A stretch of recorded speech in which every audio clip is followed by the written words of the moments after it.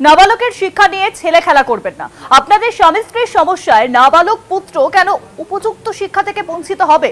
মন্তব্য কলকাতা হাইকোর্টের বিচারপতি হিরণময় ভট্টাচার্যের। নিম্ন আদালতের নজরদারিতে চলবে নাবালকের বিদ্যালয় শিক্ষা, নির্দেশ বিচারপতি ভট্টাচার্যের। প্রবীণ আইনজীবীদের মতে কলকাতা হাইকোর্টের এই নির্দেশিকা বিচার ব্যবস্থায় নিদর্শন হয়ে থাকবে। স্বামী স্ত্রীর দাম্পত্য কলহের জন্য একজন নাবালক পুত্র তার ভালো শিক্ষা থেকে বঞ্চিত হতে পারে না।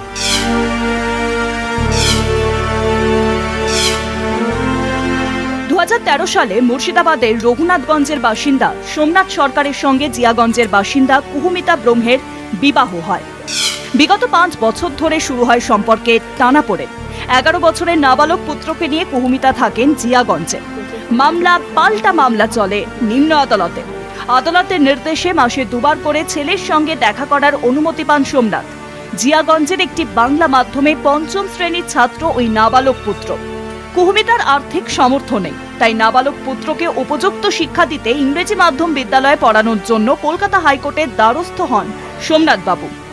বিচারপতি হিরণময় ভট্টাচার্যর মন্তব্য, স্বামী ও স্ত্রীর সমস্যার জন্য একজন নাবালক পুত্র উপযুক্ত শিক্ষা থেকে বঞ্চিত হতে পারেন না। এক্ষেত্রে আদালত কোনোভাবেই ওই নাবালক পুত্রকে তার শিক্ষার অধিকার থেকে বঞ্চিত হতে দেবে না। একজন নাবালক পুত্রের শিক্ষা নিয়ে এভাবে খেলা করবেন না। স্ত্রীর ক্ষমতা নাও থাকতে পারে। এক্ষেত্রে পিতা সমস্ত দায়িত্বভার বহন করবে। যেখানে পিতা চাইছেন পুত্রকে উপযুক্ত শিক্ষা দিতে, সেখানে কখনোই তা থেকে বঞ্চিত করা যায় না। নাবালক পুত্রের শিক্ষার কথা ভেবে স্বামী স্ত্রীর মধ্যে ইগোর লড়াই বন্ধ হওয়া প্রয়োজন। নাবালক পুত্রকে সরকারি কোনো ভালো বিদ্যালয়ে ভর্তি করানো যায় কিনা সে বিষয়ে বিচারপতি রাজ্যের শিক্ষা দপ্তরের এক আইনজীবীকে এজলাসে ডেকে পাঠান। সমস্ত খোঁজ খবর নেওয়ার পর দুপক্ষের আইনজীবীর উপস্থিতিতে বিচারপতির কড়া নির্দেশ। বিচারপতি হিরণময় ভট্টাচার্যর নির্দেশ, অবিলম্বে ওই নাবালক পুত্রকে বাংলা মাধ্যম থেকে মুর্শিদাবাদের জিয়াগঞ্জের ইংরেজি মাধ্যমের বিদ্যালয়ে ভর্তি করতে হবে। এক্ষেত্রে দুটি বিদ্যালয়কেই তার ভর্তির ক্ষেত্রে সম্পূর্ণভাবে সহযোগিতা করতে হবে। বাবা সোমনাথ বাবুকে এই ভর্তির ক্ষেত্রে সমস্ত রকমের আর্থিক ভার বহন করতে হবে। মা কুহুমিতা দেবীকে সব রকমের সহযোগিতা করতে হবে। নাবালক পুত্রের বিদ্যালয়ে যাওয়া আসার জন্য সম্পূর্ণ আলাদা গাড়ির ব্যবস্থা করতে হবে। নাবালককে পড়াতে শিক্ষার সমস্ত খরচ বহন করতে হবে বাবাকে। আদালতের এই নির্দেশ সঠিকভাবে কার্যকরী হচ্ছে কিনা সে বিষয়ে সম্পূর্ণ নজরদারি করবেন বহরমপুরের অতিরিক্ত বিচারক।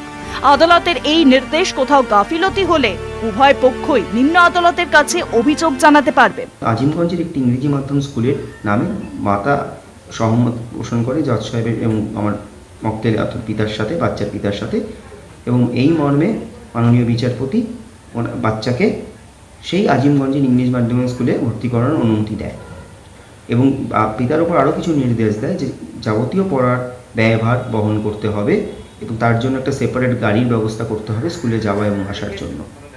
অনুরূপভাবে মাতার ওপরেও এই নির্দেশ দেয় তিনিও যেন পুরোপুরি কোঅপারেট করেন চাইল্ডের ফাদারকে, যাতে এই অর্ডারটাকে কমপ্লাই করা যায়।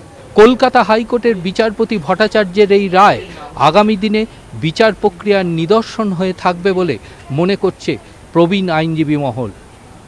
কলকাতা হাইকোর্ট থেকে ক্যামেরায় সুবীর দাসের সঙ্গে পীযূষ কান্তি নাগ, কলকাতা টিভি।